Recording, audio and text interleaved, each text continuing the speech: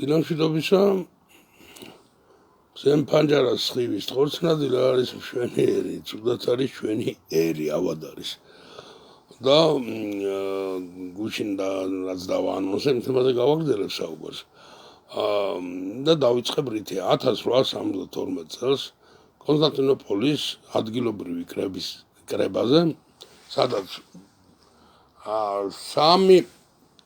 სამი პატრიარქი ესწრებოდა ამ კრებას და ბულგარელების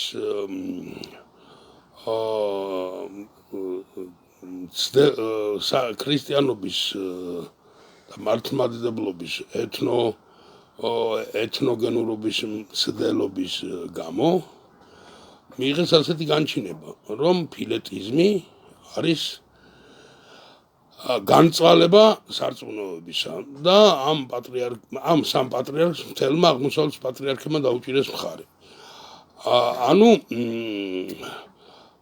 განმარტებაც აქვს ასეთი, რათა საფრთხე არ შეექმნას ქრისტიანობის უნივერსალურ იდეას და დედა ეკლესიის კრებსითობას. და უნივერსალური იდეა რა შემდგომარეობს და პირდაპირ გეტყვით ძალიან მტკივნეული ამაზე საუბარი, მაგრამ ვინც კულტივირებს ამბიონიდან, რომ საქართველოს გამორჩეულია მთელი მსოფლიოს ყველა ერებისაგან და საქართველოს გაბწყინდება, მხოლოდ საქართველოს გაბწყინდება, ვინც ამბობს, რომ მხოლოდ საქართველოს ყოვლადწმინდა ღვთისმშობლის წილხვედრი და ჩვენ ვინ მოგვერევა, ჩვენ ღვთისმშობლის წილხვედრნი ვართ. მეუფე არა ისა სპირიდონ აბულაძე, შენ ხარ ერესი არქი და ვინც არ უნდა იყოს მან, ვინც არ უნდა იყოს დეკანოზი, მღვდელი, მე აქ თქვენს საქმეებში არ ვერევი და ვინც გამოდის და კიდე რაღაც სიყვარულზე ქადაგებს და თავისთვის ვერ მოუვლია, ვინც ჩუმად არის ამ თემაზე, თვითონ არის ამ ერესში. რა ერესაც 1872 წელს აღმოსავლეთის პატრიარქებმა უწოდეს ფილეტიზმი და ეთნოფილეტიზმი. დღეს საქართველოს ეხლა არსებობს ასეთი რამე, არსებობს თეოლოგიაში არის დოგმატური ღვთისმეტყველება, არის შედარებით ღვთისმეტყველება და რაც ელემენტარული კატეხიზმო. კატეხიზაცია საქართველოს ეკლესიაში მკვდარია, რეკოლექცია მკვდარია და უმეცრებით არის მოცული საქართველოს ეკლესია საქართველოს საპატრიარქოს დიდი ძალისხმევით. ახლა მთელი აღმოსავლეთის პატრიარქები წყვოდნენ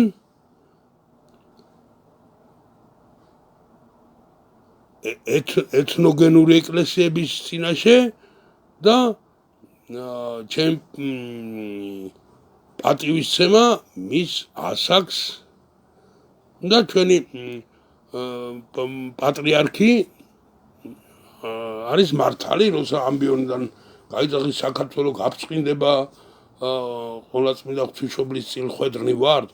არა ხალხო, უნივერსალ ქრისტეს ეკლესიის უნივერსალობას ვარღვევთ ჩვენ ამ სიტყვებით, ვინც ამას ამბობს. მე არ ვეთანხმები ამას. ქრისტიანობის უნივერსალობის იდეა მდგომარეობს ზუსტად ამაში, რომ ყველას პავლე მოციქული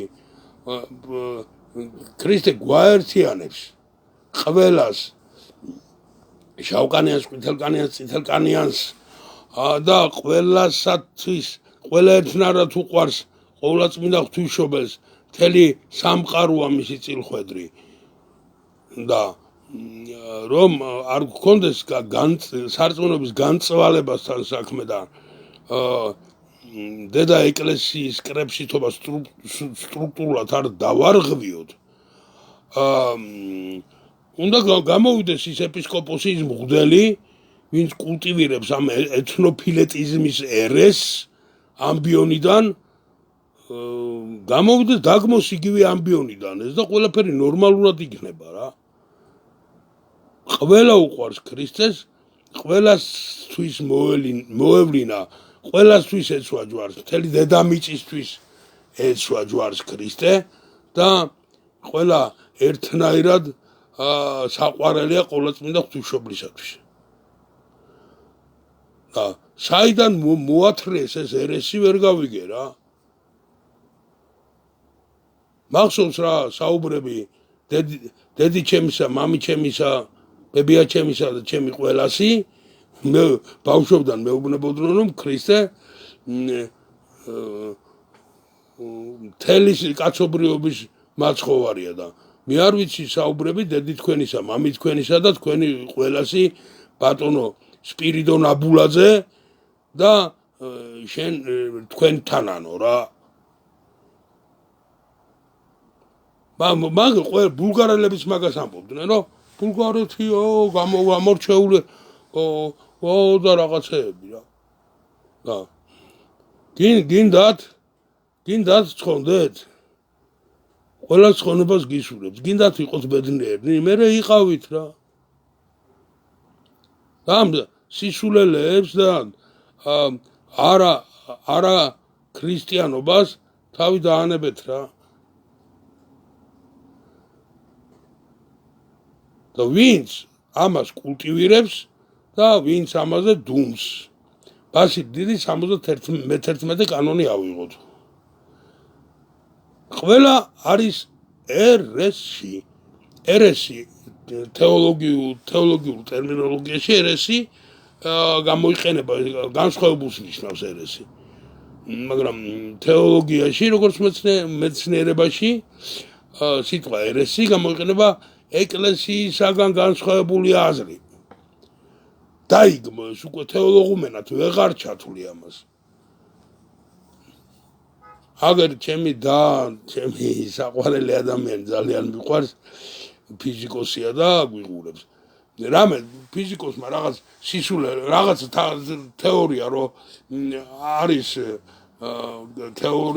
თეორეტიკოსი ფიზიკოსები არიან ექსპერიმენტატორები, პრაქტიკოსები და ასე შემდეგ. რამეს რო იტყვის ის ფორმულაში თუ არ ჩასვა ის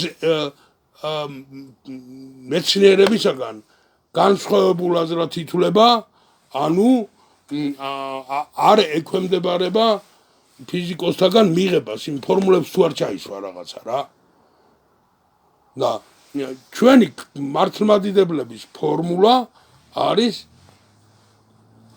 ჭეშმარიტების ამოსავალი კრიტერიუმები არის პირველ რიგში ყველა წმინდა წყარო, წმინდა წერილი, წმინდა ზეპირი გარდამოცემა, რომელიც ეკლესიისაგან არის მიღებული, 7 მსოფლიო საეკლესიო კრება და წმინდა მამათა სწავლებანი, რომელიც არის ევანგელიზებული, ანუ რომელიც ჯდება სახარებისეულ წმინდა წერილისეულ ფორმულებში, აი ეს აზრი არის მისაღები. პავლე მოციქულმა ყველა რასა, ყველა ეთნოსი გააერთიანა, რასაც გვაუწყებს და ესენი ქართველები, რაც მაგრები ვართ, ქართველები ვართ. ბიჭო, კარგი ყოვლადწმინდა ღვთისმშობლის წილხვედრი ხარ. მასე ამბობ. ეს რა იმის რა ქვია, ყელყელაობისა და ყეყეჩობის საფუძველს უფრო გაძლევს თუ ჭეშმარიტად შენი რწმენის საფუძვლები ქრისტიანობაზეა დაფუძნებული, უფრო პასუხისმგებლობის გრძნობას უნდა იწვევდეს. აი მაგაზე გამეცით პასუხი კომენტარებში. დღეს კიდე როგორც წინა ჩართვაში ვთქვი, გავაგრძელებ საუბრებს თეოკულტურა, ეთნოკულტურა და პოლიტკულტურაზე. დღეს ამ შემოვიფარგლოთ, სადაც დიდხანს გესაუბრეთ. უფალმა დაგლოცოთ, და ამას კოტე ყუბანეიშვილის სიტყვებით დავამთავრებ. ვაი, ურუგვაი. ბალმა დაგლოცოთ მომიხსენიეთ ლოცვებში. თქვენც დამლოცეთ.